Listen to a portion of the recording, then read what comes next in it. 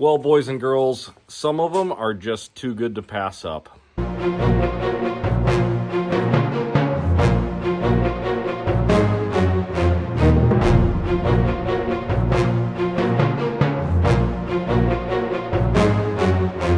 With a garage full of motorcycles and a shop full of motorcycles, I shouldn't be buying more bikes, but sometimes I just can't not. And today was one of those days.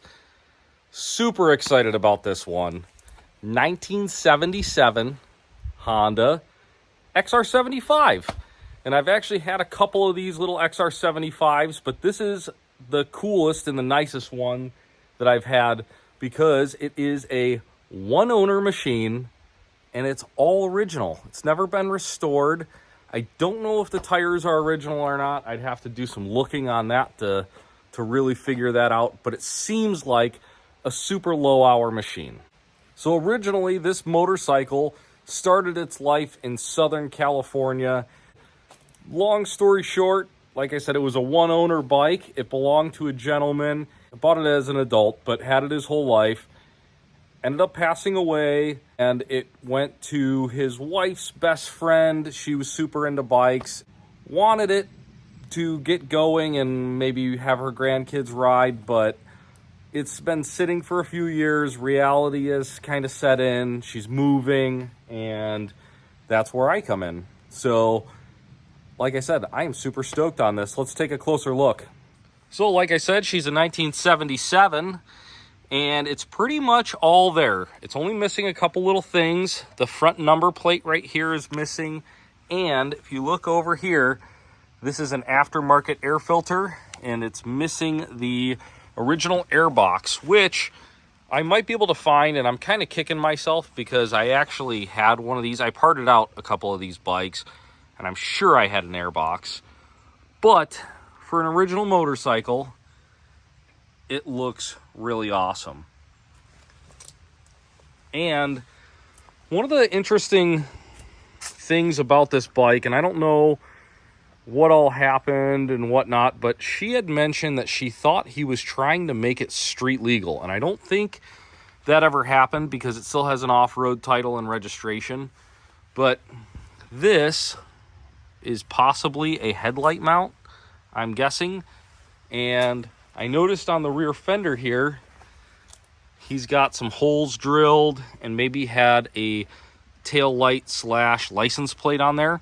The fender's a little loose as well, but I don't know. Maybe he never got it, finished up. Maybe started the project and didn't finish it. I don't know.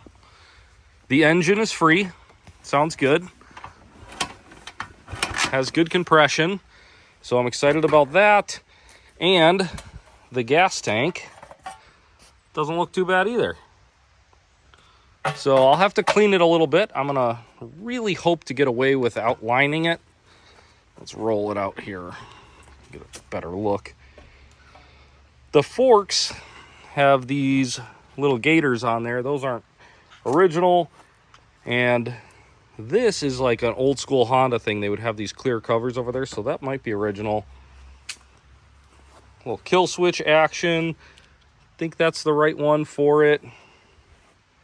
Perch with mirrors. Interesting. Interesting. And then I also noticed it's got a little hole in the fender here. I don't know. I'll have to do some looking up and see what that's all about. But check her out. She's in pretty darn good condition for a dirt bike. You know, these kids' bikes always got beat up. And look, this one, no dents in the tank.